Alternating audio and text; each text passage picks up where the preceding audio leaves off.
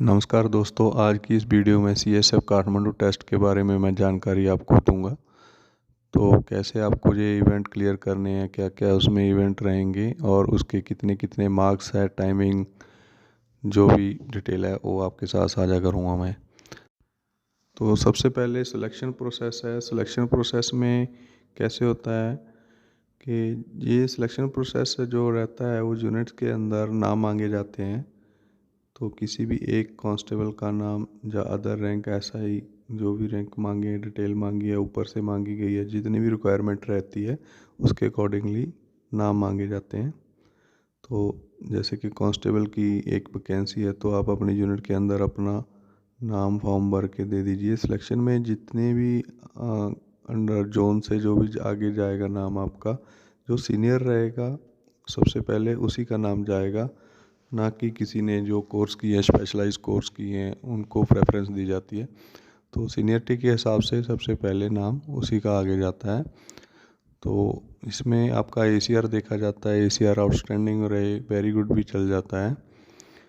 तो उसके अलावा कोर्स में अगर आपकी जैसे 30 से कम एज है तब तो आपको कोई स्पेशलाइज कोर्स की भी आवश्यकता नहीं है। अगर आपका एज ऊपर जा रही है तो उसमें अगर आपने कोई स्पेशलाइज कोर्स किया है, बीआईपी, एसटीएफ, तो उसमें आपको 3 साल की एक्स्ट्रा रिलैक्सेशन मिल जाती है। तो आपकी 30 साल की बजाय 33 ईयर्स तक की आप ये फॉर्म फिल कर सकते हैं। इसके अलावा कई बल सदस्यों को नहीं पता होता है कि उनकी एज लेकिन 33 या 32 है, लेकिन उन्होंने कोई स्पेशलाइज कोर्स नहीं किया है, लेकिन उनके पास कंप्यूटर कोर्स या ड्राइविंग लाइसेंस रहता है, तो इसके ऊपर भी 3 साल की रिबेट रहती है।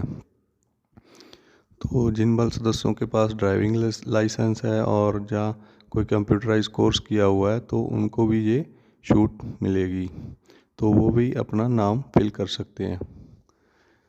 तो आगे आ जाते हैं, जिसका भी अभी नाम सेलेक्ट हो गया है उसको अभी तैयारी कैसे करनी है। सबसे पहले रनिंग की तैयारी करनी है। सबसे पहले तो सभी आदमी पीएसटी की तैयारी करते हैं। तो पीएसटी में आपके वहाँ पर होगा, टेस्ट में जो आएगा सबसे पहले रनिंग होगी पहले दिन। रनिंग के बाद चिनअप होंगे, चिनअप के बाद फायरमैन लिफ्ट रहेगी, फिर 9 फीट डिच रहेगी लॉन्ग जंप जैसे, और उसके बाद सिटअप रहेंगे। तो आपने इसमें से रनिंग की अच्छे से तैयारी करनी है और उसके अलावा आपको फायरमैन लिफ्ट की भी अच्छे से तैयारी करनी है, चिनअप की भी तैयारी करनी है। तो इसमें क्वालिफाई करने के लिए 100 में से 50 मार्क्स चाहिए होते हैं। अगर आप 50 मार्क्स भी लेते हैं तो आप नेक्स्ट राउंड में जैसे कि फायरिंग में पहुंच जाएंगे। फायरिंग में भी आपको 100 में से 50 मार्क्स लेने होंगे, उसके बाद आपको रिटन एग्जामिनेशन में बैठने दिया जाएगा। तो ज़्यादातर फिज़िकल तो सभी लगभग पास कर लेते हैं, एक तो ही फेल होते हैं फिज़िकल में, लेकिन फायरिंग में बहुत से बल सदस्य छट जाते हैं। तो फायरिंग भी तैयारी के ऊपर भी डिपेंड करता है, तैयारी भी अच्छे से करनी ही करनी है वो तो फायरिंग में थोड़ा किस्मत भी साथ देना चाहिए आपका। तो इसकी एक एक चीज़ की मैं बारीकी से आपको जानकारी दूंगा। तो सबसे पहले आपका जैसे आप पहुंच गए हैं वेन्यू के ऊपर जहां पर आपका पीएसटी टेस्ट होना है, तो सबसे पहले रनिंग होगी आपकी। रनिंग में क्या है कि रनिंग जो एक्सीलेंट है वो 14:45 से पहले आएगा, वो एक्सीलेंट माना जाएगा और उसके 20 नंबर मिलेंगे आपको। 14:46 से लेकर 16:05 तक आपको वेरी गुड में काउंट किया जाएगा और 15 मार्क्स मिलेंगे इसके। 16:06 से 18 मिनट तक आपको गुड में रखा जाएगा, इसके 10 मार्क्स मिलेंगे। और 18:01 से लेकर 19 मिनट तक आपको सेटिस्फैक्ट्री में रखा जाएगा, तो इसके भी आपको 6 मार्क्स मिलेंगे। तो गुड के अंदर तो लगभग सभी आ ही जाते हैं बल सदस्य। इसके अलावा अगर आप प्रैक्टिस में 17 मिनट के अंदर आ रहे हैं, 16 मिनट में आ रहे हैं, तो वहाँ पर आप थोड़ा सा खींच देंगे तो आप आसानी से एक्सीलेंट में भी आ जाएंगे। क्योंकि अकेले दौड़ने में और सभी बल सदस्यों के साथ एक साथ दौड़ने में बहुत फ़र्क पड़ता है, लगभग 1-1.5 मिनट का फ़र्क तो आ ही जाता है। तो थोड़ा सा जोर लगाना है, तो ज़्यादा से ज़्यादा मार्क्स लेने हैं आपको। और जितने कई बार क्या होता है कि फिजिकल में ज़्यादा पास हो गए, उसके बाद फायरिंग में ज़्यादा पास हो गए, तो आपका ये मार्क्स मैटर करेंगे लास्ट में इंटरव्यू में। अगर फायरिंग में बहुत कम, कई बार क्या होता है वैकेंसी जितनी होती है उतने फायरिंग में पास नहीं होते, तो आपके 50 मार्क्स भी हैं तब भी आप पास हो जाएंगे। लेकिन आपको ध्यान देना है कि ज़्यादा से ज़्यादा मार्क्स लेके आने हैं। तो रनिंग में कम से कम आप 20 मार्क्स आराम से ले सकते हैं। उसके बाद चिनअप आ जाता है। चिनअप में भी आपको बहुत ध्यान से इसकी प्रैक्टिस करनी है, क्योंकि बिना प्रैक्टिस के तो कुछ भी पॉसिबल नहीं है। तो इसमें सबसे पहले एक्सीलेंट के लिए 8 चिनअप मारने बहुत ज़रूरी हैं। वेरी गुड में 6 चिनअप हैं, गुड में 4 चिनअप हैं और सेटिस्फैक्ट्री में 2 हैं। तो इसके भी मार्क्स 20, 15, 10 और 6 रहेंगे। तो इस चिनअप को मारने का तरीका थोड़ा यहाँ अलग है। ऐसे नहीं है कि आपने रॉड पकड़ी, खींच दिए, 8 से 10 भी मार दिए, लेकिन आपके पास साथ में एक उस्ताद खड़ा रहेगा, वो आपके हर चिनअप को काउंट करेगा और ज़ोर से आवाज़ भी देगा कि इतना हो गया, 1 2 3, या अगर नहीं हुआ है तो उसको बोल देगा नो काउंट। नो काउंट उसको माना जाता है जैसे आप स्टार्टिंग में जब रॉड को पकड़ोगे तो एकदम से झूल के ऊपर चढ़ जाओगे सीधा डायरेक्ट, वैसे नहीं करना है। सबसे पहले आपको सिंपल रॉड को पकड़ना है, आराम से पकड़ के उसको नीचे लटकना है, खड़े हो जाना है, फिर वहाँ से स्टार्ट करना है, तब आपका एक काउंट माना जाएगा। और इसका तरीका, अगर आपने लेग्स अपनी फोल्ड कर ली है तो सारे आप फोल्ड लेग्स से ही ऊपर नीचे होंगे, सारे चिनअप ऐसे ही मारने होंगे ऊपर नीचे होके। अगर आपने कई बल्स जैसे लेग्स ओपन करके मारते हैं तो कई फोल्ड करके चिनअप ऊपर लेते हैं। तो इसमें क्या है कि आपको जो भी सिलेक्ट करना है पहले ही देखना है कि आपको अपनी लेग्स फोल्ड करनी है या खुली रखनी है। तो वैसे ही आपको करना है। ऐसा नहीं है कि एक बार 3 आपने फोल्ड करके चिनअप मार दिए, 3 आपने सीधी टांगे करके चिनअप मार दिए, ऐसे आपके नो काउंट हो जाएंगे। और झटका देखकर तो बिल्कुल भी ऊपर नहीं, कई लोग ऐसे ऐसे सांप की तरह ऊपर चढ़ते हैं, वो बिल्कुल काउंट नहीं किया जाएगा। सीधा आना है, सीधा नीचे जाना है। चाहे आपसे 2 भी लगते हैं तो वो भी 2 ऐसे ही मारने हैं, सीधा आना है, सीधा जाना है, तभी आपके काउंट माने जाएंगे। और जो लास्ट में आप जो चिनअप मारते हैं, लास्ट में ऊपर से ही हाथ छोड़, ऊपर जाके वहीं से हाथ छोड़ देते हैं, वो भी नो काउंट माना जाएगा। इसलिए सबसे पहला जो चिनअप मारना है उसको रॉड को पकड़ के नीचे से ऊपर जाना है, और जब लास्ट में मारेंगे तो लास्ट में ऊपर जाके एक बार नीचे आना है, फिर उसको छोड़ना है। और जिनकी ज़्यादा प्रैक्टिस रहती है वो 8 की बजाय 10 भी मार दे, 12 भी मार सकता है, उससे अगर आपके कोई नो काउंट है तो वो कवर हो जाएगा। तो ये चिनअप का थोड़ा ध्यान से, इसकी प्रैक्टिस भी बहुत ज़रूरी है और ध्यान से इसको करना है आपको, और उस्ताद की तरफ ध्यान देना है कि वो आपके कितने काउंट कर रहा है। तो नेक्स्ट उसके बाद चिनअप के तुरंत बाद आपको फायरमैन लिफ्ट के लिए लेके जाया जाएगा। फायरमैन लिफ्ट है जो 200 मीटर की रहेगी, 100 मीटर आपको जाना होगा और 100 मीटर आपको वापस आना होगा। तो रनिंग में मैं थोड़ा दोबारा बताना चाहता हूँ कि रनिंग में आपके 2 चक्कर रहेंगे।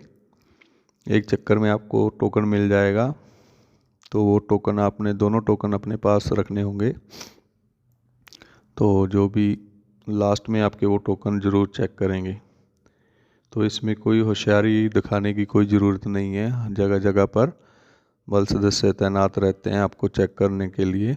तो आप अपनी ईमानदारी से बढ़िया से रनिंग करनी है, आराम से आप क्लियर हो जाओगे, इसमें कोई डाउट नहीं है कि कोई भी आदमी फेल होता है। नेक्स्ट मैं चिनअप के बारे में बता ही दिया, अभी फायरमैन लिफ्ट के बारे में बता रहा था। फायरमैन लिफ्ट में इसकी आपको प्रैक्टिस पक्का करनी है, क्योंकि जब आप एकदम से पहली बार फायरमैन लिफ्ट करेंगे तो उसमें क्या है, आपकी टांगें भर जाएंगी और ज़्यादा दूर तक नहीं चल पाएंगे, और उसमें बहुत पेन होने लग जाता है टांगों के ऊपर में, ऊपरी हिस्से में। तो इसकी प्रैक्टिस भी आपको पहले से करनी है। तो इसमें 60 सेकंड के जो पहले आएगा उसको 20 मार्क्स मिलेंगे। 70 के बीच 60 और 70 के बीच में आने वाले बाल सदस्य को 15, 70 से 80 सेकंड के अंदर आने के लिए 10 मार्क्स मिलेंगे। 80 से 90 के 6 मार्क्स हैं। तो लगभग 80 से पहले तो सभी आ ही जाते हैं गुड में, तो आपके इसमें 10 मार्क्स मिलेंगे। तो कोशिश करें कि 60 और 70 में आने से आगे आपके मार्क्स थोड़े ज़्यादा बढ़ सके। तो इसकी आपको प्रैक्टिस की पक्का ज़रूरत पड़ेगी। तो इसमें मैं थोड़ा डिटेल में जाना चाहूँगा कि पहले आपको लाइन में खड़ा कर दिया जाएगा, जैसे चेस्ट नंबर 1 2 3 4 5 6 7 भी हो सकते हैं, 5 भी हो सकते हैं, जितनी रो वहाँ पर मैदान में बनी होगी वैसे ही। तो कई बार हम देखते हैं कि पीछे वाला हमें उठाएगा, हम फिर उसको उठाएंगे, ऐसा नहीं है। तो आपके 1 2 3 4 5 6 7 खड़े हो गए तो हो सकता है कि अगली लाइन जो 8 से 14 की होगी, उसके आगे जो 15 से 21 होगी, वो वाली रो आपके पीछे खड़ी कर दें, या उससे पीछे वाली, ये कोई आपको कोई क्लियर नहीं रहेगा कि कौन सी रो आपके पीछे खड़ी हो जाएगी, किसको आपको उठाना है। तो किसी के कोई अगर ज़्यादा ही पतला है और उसके पीछे ज़्यादा मोटा आदमी आ गया है तो सीनियर सर से जो भी वहाँ पर चेयरमैन साहब मौजूद रहेंगे, उनसे आप रिक्वेस्ट कर सकते हैं कि ये मेरे जिसको मुझे उठाना है वो बहुत भारी है। तो रिक्वेस्ट करके देख सकते हैं। बाकी श्रीमान के ऊपर निर्भर रहता है कि वो आपकी रिक्वेस्ट एक्सेप्ट करें या ना करें। तो ऐसे कर सकते हैं। और उसके बाद जब भी शुरू हो जाएगा फायरमैन लिफ्ट, तो सभी को पता ही है कैसे करना है, इसकी प्रैक्टिस पक्का करना है। तो स्टार्टिंग में थोड़ा नॉर्मल चलना है और लास्ट में पूरा जोर लगाना है, खींचना है अमरते दम तक। तो खींच के कैसे भी लेके आना है, लाइन को टच करके 100 मीटर की वापस मुड़ना है। तो फायरमैन लिफ्ट में मैं इतना ही बताना चाहूँगा कि बस अच्छे से इसकी प्रैक्टिस करना है। उसके फायरमैन लिफ्ट होते ही आपको लॉन्ग जंप के लिए लेके जाया जाएगा, जो 9 फीट डिच रहेगा। एक खड्डा खोदा रहेगा, उसके अंदर पानी भरा रहेगा, तो उसको आपने पार करना है। इसमें एक ही लाइन से पारी पारी सभी लोग जाएंगे और लगभग इसमें सब लोग पास हो जाते हैं, इसमें कोई भी फेल नहीं होता है। तो 9 फीट गट्टा आराम से सभी पार कर देते हैं। इसमें बताने का मुझे कोई ज़्यादा ज़रूरत नहीं है कि इसमें 20 मार्क्स आपको सीधे मिल जाएंगे। ये फ्री के 20 मार्क्स हैं, ये सभी को मिल जाते हैं। उसके बाद ये खड्डा क्लियर करने के बाद आपको सेटअप के लिए बुलाया जाएगा। तो 2 भागों में 3 भागों में भी बांट सकते हैं ज़्यादा स्ट्रेंथ होने से। सेटअप 20 मारने के ऊपर आपको 20 मार्क्स मिलेंगे।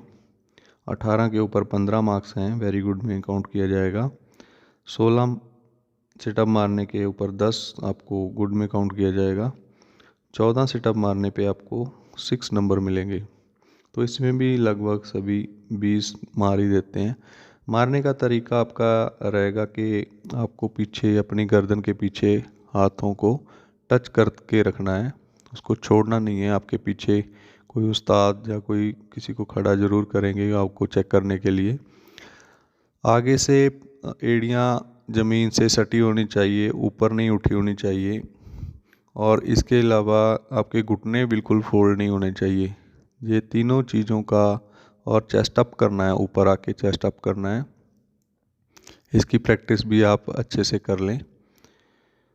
तो ये आप जो 3 चीज़ें मैंने बताई हैं, पीछे हाथों की कंघी, हाथों की अगर कंघी नहीं भी आती है तो हल्का सा मामूली सा फिंगर टच होना चाहिए दोनों हाथों का। और चेस्ट अप करना है, ऊपर आके घुटना फोल्ड नहीं करना है, एड़ी ऊपर नहीं उठानी है। 20 काउंट आपको करने हैं, 20 से ज़्यादा भी कर सकते हैं। आपको उस्ताद पीछे वाला बोल देगा कि आपके 20 काउंट हो गए, आप उठ सकते हैं, तो तभी आपने उठना है, नहीं आप करते रहना है। इसके अलावा भी ये आपका PST ऐसे आपका क्लियर हो जाएगा। इसमें सभी लोग पास हो जाते हैं, कोई ही जो बिल्कुल सो के उठ के चला गया है वही जाके वहाँ पर फेल होता है। नहीं तो अगर आप थोड़ी सी भी प्रैक्टिस करके जाएंगे तो इसमें आप पास हो जाएंगे। तो ज़्यादा मैं इसके बारे में अभी और इतना ही बताऊंगा। पीएसटी के बाद तुरंत बाद आपको नाश्ते के लिए, जब ब्रेकफास्ट के लिए, लंच के अगर ज़्यादा टाइम हो जाएगा तो लंच के लिए, उसके बाद आपको फायरिंग के लिए बुलाया जाएगा। यूनिफॉर्म आपको दोनों साथ में लेके, फायरिंग में तो आपको कॉम्बैट ड्रेस ही पहननी होती है और इंटरव्यू में आप कॉम्बैट भी, अगर जैसा ऊपर वाले अधिकारी बोलेंगे वैसा ही आपको कॉम्बैट या खाकी वर्दी दोनों में से कोई, मेन खाकी भी आपको साथ लेके चलनी चाहिए। बाकी अपने सीनियर्स के ऊपर डिपेंड करता है वो आपको किस ड्रेस में कॉल करेंगे। इंटरव्यू के टाइम की बात है, ये मैं बाद में बताता हूँ आपको। उसके बाद आपका ब्रेकफास्ट हो जाएगा, फायरिंग के लिए जाएंगे। फायरिंग में पिस्टल है और AK-47 है। तो दोनों की फायरिंग में पहले कई बार क्या होता है, पहले पिस्टल की फायरिंग करवा देते हैं, कई बार AK-47 की। और स्ट्रेंथ ज़्यादा होने से आपको जो एक 2 राउंड दिए जाते हैं फ्री फायर करने के लिए, तो उसमें आप चेक कर सकते हैं कि आपका गोली कहाँ जा रहा है। ये AK-47 के 2 राउंड आपको फ्री में देते हैं कि आपको चेक टारगेट, उसमें आपको पता चल जाएगा कि आपकी फिगरिंग जो वेपन की कैसी है, आप कहाँ पर आपने, अगर आपको ऐसे 2 राउंड फायर करने के लिए दिए हैं तो इसके बारे में मैं थोड़ा डिटेल में जाऊंगा अभी। तो वहाँ पर जो फिगर 11 टारगेट रहता है, जो उसमें आदमी की तस्वीर बनी रहती है, उसके जो नीचे वाले हाथ को आपको टारगेट करना है। जो 4 साइड आपकी टिप है, बैक साइड ऊपरेचर से देखते हुए टारगेट को मिलाना। ये सभी को पता है टारगेट को कैसे मिलाना है, तीनों रेखाओं को। और उसके नीचे वाले उंगली, जो नीचे वाली उंगली, छोटी उंगली, वहाँ पर टारगेट आपको एम लेना है। और फिर 2 राउंड आपको दिए होंगे, दोनों वहीं पर सेम जगह पर। ऐसे नहीं है कि एक बार ऊपर ले लिया, एक बार नीचे ले लिया, सेम जगह पर आपको एम ले लेना है। उसके बाद आपको हिट करना है वहाँ पे। फिर आपको चेक टारगेट के लिए बोला जाएगा, तो आपको चेक करना है कि आपकी गोली कहाँ जा रही है। आपने ज़रूर जाके देख के आना है कि आपकी गोली, आपने टारगेट लिया था नीचे की उंगली की तरफ, लेकिन आपकी गोली थोड़ा सा ऊपर गर्दन के पास जाके लगी है। गर्दन के पास ऊपर जाके गोली, अगर आपने टारगेट बिल्कुल सेंटर में लिया है, अगर ऊपर गोली लगी है तो आपने वेपन को नीचे कर लेना है। और अगर आपकी गोली दाएं लगी है तो थोड़ा सा वेपन को आपने बाएं कर लेना है। बाएं लगी है तो थोड़ा सा वेपन को आपने दाएं कर लेना है। ऊपर लगी है गोली, ज़्यादा ऊपर जा रही है तो आपको वेपन को नीचे करना है। अगर नीचे लग रही है गोली तो आपको वेपन को ऊपर करना है। तो इसके अकॉर्डिंगली आपने वहाँ पर फायरिंग करनी है। तो कोई ज़्यादा इसके डिटेल में जानकारी चाहिए तो मुझे कमेंट भी कर सकते हैं, तब भी मैं आपके हर कमेंट का रिप्लाई करूँगा। तो ये AK-47 की बात रही। इसमें आपको 10 राउंड दिए जाएंगे और बुल में लगेगी, सबसे पहले बुल में लगेगी तो आपको 5 नंबर मिलेंगे। बुल के बाहर आउटर में आपको 4, फिर 3, फिर 2, 5, 4, 3, 2 ऐसे आपके मार्क्स रहेंगे। और ये आपका 50 नंबर का रहेगा। तो इसमें आपने AK-47 की जो फायरिंग रहती है वो बहुत ही बढ़िया फायरिंग रहती है। अगर आपका एक बार टारगेट सेट हो गया तो आपकी 5 गोलियां बुल में भी लग सकती हैं। तो AK-47 में जितने भी ज़्यादा नंबर निकालने हैं तो आप AK से निकाल सकते हैं, क्योंकि पिस्टल की फायरिंग में थोड़ा बहुत ही मतलब कि खराबी रहती है। तो इसके बाद जब आपकी पिस्टल की फायरिंग पहले भी हो सकती है और बाद में भी। और हमने देखा है कि ऐसा नहीं कि आपकी पिस्टल में पहले फायरिंग हो गई और उसमें आपके 5 ही नंबर आए हैं और आपने पूरा अपना मॉरल डाउन कर लेना है, ऐसे नहीं है। कई बार क्या होता है 5 नंबर ही आते हैं, मैंने देखा है ऐसे कि पिस्टल में 5 नंबर हैं लेकिन AK-47 में 47 48 नंबर भी बल सदस्य से लेके आ जाते हैं। तो अपना धैर्य नहीं छोड़ना है कि अगर आपके पिस्टल में कम हो गए या AK-47 की फायरिंग पहले हुई है और AK में कम हो गए तो आपने मॉरल अपना ऊपर रखना है, क्योंकि दूसरे वेपन से भी आप कुछ कर सकते हैं। तो आगे AK-47 के बारे में आपको मैंने बता दिया है। 30 मीटर के करीब आपकी ये 50 मीटर के करीब फायरिंग होगी और उसके बाद आपको पिस्टल की 20 मीटर से फायरिंग होगी। उसमें आपको 10 राउंड AK-47 की तरह दिए जाएंगे, वैसे ही 5 4 3 2 फिगर 11 का टारगेट रहेगा। टारगेट सेट कर लेना है, इसमें आपको फ्री राउंड नहीं दिए जाएंगे क्योंकि तस्वीर बिल्कुल आपके पास रहेगी। तो इसका बड़े ढीले हाथ से पिस्टल की फायरिंग बड़े ढीले हाथ से करनी है, ऐसे पूरा बिल्कुल टाइट नहीं पकड़ना है, वैसे ही एम को मिला लेना है तीनों रेखाओं को और देखना है वह आपकी पहली गोली कहाँ जा रही है। आपको अंदाज़ा हो जाएगा कि आपकी गोली ऊपर जा रही है नीचे, वैसे ही टारगेट अपना सेट कर लेना है और बिल्कुल ही ढीले हाथ से इसकी पिस्टल की फायरिंग करनी है, आराम से आपका हिट होगा।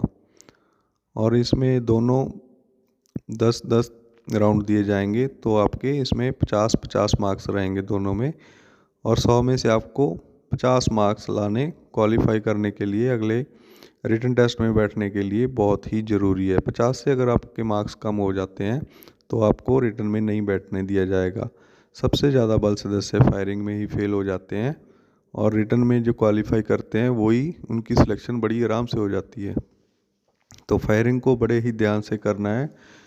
एक चीज़ किस्मत तो डिपेंड करती ही है, लेकिन आपको प्रैक्टिस भी इसकी ज़रूर करनी है कि आपकी जब फायरिंग करनी है सांस बिल्कुल रोक के रखना है और इसका स्टैमिना बनाना है। पत्थर बांध के कोई भारी भरकम चीज़ तो दोनों हाथों के ऊपर ऐसे रख के, ताकि आपका हाथ में हिलजुल ना हो फायरिंग के दौरान, तो पकड़ मजबूत हो जाए आपकी।